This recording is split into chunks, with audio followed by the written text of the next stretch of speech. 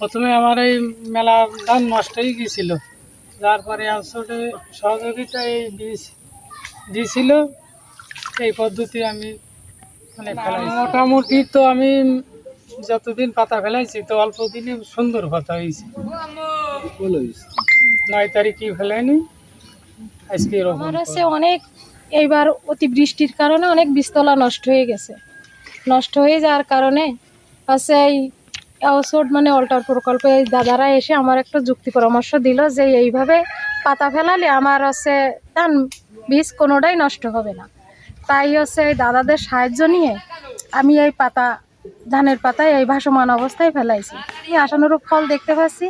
ভবিষ্যতে মনে করেন আমরা এইভাবে যদি পাতা ফেলাই তাহলে আমাদের কোনো অসুবিধাই হবে না। আমরা এভাবে আরও মানে যাতে সামনে আগামীতে ফেলতে পারি সেই হিসাবে শিক্ষামূলকভাবে ফেলাইছি, যে সামনে যেন আমরা এভাবে ফেলাই আমরা আছে আশানুরূপ ফল পেতে পারি, মানে লাগাতে পারি, আমাদের বীজতলা যেন নষ্ট না হয়। সবাই যাতে এইভাবে এই প্রকল্পটা করতে পারে তার জন্য এই উদ্যোগ নিয়ে। আর নিচের পদে মনে করেন 75 কেজি মতো ধান নষ্ট হয়ে গেছে। অতিবৃষ্টির কারণে আমার এই ধান নষ্ট হয়ে গেছে। মনে করেন অনেক সময় দেখা যায় যে জায়গায় বীজতলা বানাবো সেই জায়গায় অনেক পানি, মানে হাঁটুর উপরে পানি, সে জায়গায় আর বীজতলা বানানো যাচ্ছে না, মানে ফেলানোর পরেও নষ্ট হয়ে গেছে।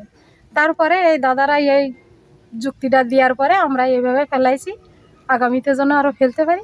সকলকে ধন্যবাদ। আমার দেখে যদি অন্যান্য কৃষকরা এইভাবে কাজটা করে তাহলে তাদের অনেক সুবিধা হতে পারে। এই পাতায় মনে করেন আছে আগাছা নেই কিংবা আছে কোনো পোকামাকড় নেই, এই ভাসমান অবস্থায় অনেক কিছু মনে করেন প্রাকৃতিকভাবে পাওয়া যাচ্ছে, যে দেখা যাচ্ছে এর ভিতরে কোনো ইয়ে হচ্ছে না, পাতাও অনেক সময় নষ্ট হচ্ছে। যে ভাসমান বীজতলা আগে পূর্বে কোনো সময় হয়নি, কিন্তু আমাদের এই ধানের বীজ নষ্ট হওয়ার কারণে আউটসাইড আমাদের পরামর্শ দেয় যে ভাসমান বীজতলায় চারা ফেললে বীজ আগাম রোয়া যাবে এবং বীজ নষ্ট হবে না। এই পদ্ধতি যদি কেউ চাষ করে তাহলে খুব উপকৃত হবে এবং আমরা আগামীতে এই পদ্ধতি অবলম্বন করব।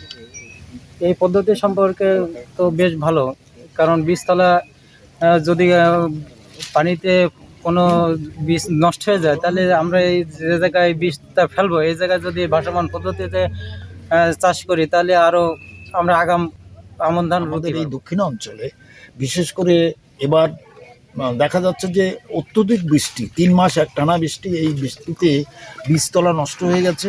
বীজতলা নষ্ট হওয়ার ফলে এই যে ভ্রাম্যমান এই নতুন প্রযুক্তি উদ্ভাবন করা হয়েছে, অর্থাৎ অ্যাওসেট যে একে সহায়তা দিয়েছে, দিয়ে এই নতুন বীজতলা তৈরি করে তার থেকে যে পাতা তৈরি করা হয়ে রোপণ করা হবে এবং ভালো প্রজাতির বীজ এখানে দেওয়া হয়েছে। তো সত্যিকার অর্থে এরকম যদি আগের থেকে এরকম প্রযুক্তি দেওয়া হতো তাহলে আমার মনে হয় আমাদের এতদ অঞ্চলের মানুষ আরও অনেক উপকৃত হতো। আমি নিজে ব্যক্তিগতভাবে আমার ল্যান্ড প্রপার্টি 50 বিঘের মতো রয়েছে আমার নিজের, কিন্তু আমি এর ধরনের প্রযুক্তি পাইনি। পেলে আমি অবশ্য আমার নিজের জমিতে এরকম করতে পারতাম। আমার 16 ইউনিয়নে বাড়ি, সেই ইউনিয়নটা নেওয়া হয়নি, অবশ্যই নেয়নি।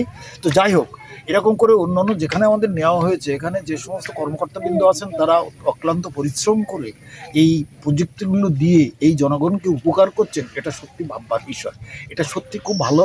এরকমভাবে তারা এগিয়ে আসুক, এতে করে আমাদের এই অঞ্চলের জনগণ খুব উপকৃত হবে। অন্য বছরের তুলনায় বৃষ্টিপাতের পরিমাণ বেশি, যার ফলে অনেক কৃষক 2 থেকে 3 বার তাদেরকে বীজতলা করতে হয়েছে। তারপরেও মানে এটা করতে গিয়ে সিজন পিছিয়ে গেছে। তো আমাদের রোকেয়া ভাবি এনার 2 বার বীজতলা মারা যাওয়ার পরে এই অঞ্চলের মানে অনেকের বীজতলা মারা যাওয়ার পরে আমি এখানে তাকে পরামর্শ দিছি, সে আগ্রহী ছিল।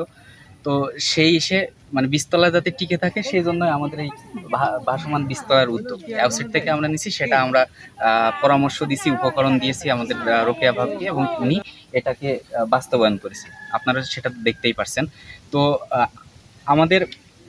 আমরা এই বন্যাপ্রবণ এলাকাতে যদি আমরা এই ভাসমান বীজতলাটা করতে পারি, আমাদের এটা মানে ভবিষ্যৎ দেখাবে। বন্যাপ্রবণ এলাকায় যে কৃষক আছে তাদেরকে বীজতলা করতে গেলে মানে অনেক সমস্যার সম্মুখীন হয়, কিন্তু আমরা যদি এই প্রযুক্তিটা তাদের ভিতরে আমরা বাস্তবায়ন করতে পারি তাহলে তারা এই সমস্যা থেকে সম্মুখীন হবেন। পাশাপাশি এটা একটা টেকসই পদ্ধতি আমাদের মনে হয়েছে, যেটা আমাদের প্রমোট করা জরুরি। এটা করলে ভবিষ্যতে মানে সামনের বছরে আমরা বিভিন্ন ধরনের দুর্যোগের থেকে বা এই বন্যার হাত থেকে রক্ষা পাবো। জলাবদ্ধ এলাকায় কৃষকের জন্য এটা সত্যি একটি এখানে নতুন- আসলে আজকে আমরা একটা ইনোভেশন নিয়ে এসেছি, দেখতে এসেছি যে এটার ফলাফলটা কি। সেটা হচ্ছে ভাসমান বীজতলা। আসলে ভাসমান বীজতলাটা বাংলাদেশের প্রেক্ষাপটে অনেক আদিম একটা প্রয়োগ, অনেক প্রাচীন কাল থেকেই কিন্তু আমার দাদা বা তার দাদার সময় থেকে এই প্রচলনটা হয়ে এসছে যে যখন বর্ষাকালে বসত বাড়ি ডুবে যায় অথবা বীজতলাগুলো নষ্ট হয়ে যায় অতিবৃষ্টির কারণে বা বন্যার কারণে, তখন কিন্তু এই ভাসমান বীজতলাটা তৈরি করা হতো। অনেক পূর্বের কথা বলছি। তো এইটা কালের বিবর্তনে কেন যেন প্র্যাকটিস না হতে হতে এটা প্রায় হারিয়েই গিয়েছিল। তো এই বছর খুলনা অঞ্চলে দেখা গিয়েছে যে গত 3 মাস যাবৎ টানা বৃষ্টি এবং এত ওয়াটার লগিং কন্ডিশন এবং যে পরিমাণ অতিবৃষ্টি, তার কারণে আসলে বীজতলাগুলো কোনো ফার্মাররাই রাখতে পারছিল না, এটা নষ্ট হয়ে যাচ্ছিল। তো বারবার ফেইলিয়ারের কারণে একটা মানে খুব হুমকির সম্মুখীনে পড়ে এগ্রিকালচার প্রোডাকশন। তো সেই জায়গা থেকে চিন্তাটা উঠে আসা যে আমাদের কনভেনশনাল মেথড যেগুলো আছে সেগুলো থেকে আসলে আমরা কি করতে পারছি। তো সেই চিন্তা থেকেই আসলে অ্যাওসেড চিন্তা করে যে তাদের বেনিফিশিয়ারি ফার্মারকে তারা অ্যাডভাইস দিয়েছে যে ভাসমান বীজতলা করা যায় কিনা। সেটা কলার ভেলা হতে পারে অথবা আমরা ভেলা বানাই বাঁশ দিয়েও কিন্তু বানাই, সেটা দিয়েও হতে পারে। এবং আরেকটু যদি টেকনোলজিক্যালি আমরা উপরের দিকে যাই তাহলে দেখবো যে চীন বা কোরিয়া এরা কিন্তু ওয়াটার লগিং কন্ডিশনে বা পানিতে তারা ড্রাম দিয়ে এই কাজটা করছে। তাদের হয়তো কলার ভেলা বা বাঁশ নাই, তারা ড্রাম দিয়ে মাচা করে সেখানে সুন্দর করে ভাসমান বীজতলা করছে। তো এই প্রযুক্তিগুলো যদি আমরা আবার আমাদের পুরনো ট্র্যাডিশন থেকে বর্তমানে আবার এটা ফিরিয়ে আনতে পারি তাহলে আমার মনে হয় যে দক্ষিণাঞ্চলের কৃষিতে একটা নতুন বিপ্লব সূচনা হবে। এবং যারা এই ভালনারেবল কমিউনিটি যারা বিশেষ করে রয়েছে, যাদের বছরের অর্ধেকটা সময় আসলে water logging condition, heavy rain, flush flood এই ধরনের ন্যাচারাল ক্যালামিটিসের ভালনারেবিলিটির মধ্যে দিয়ে যেতে হয়, সেই সময়টাতে তারা আসলে কোপ আপ করতে পারবে।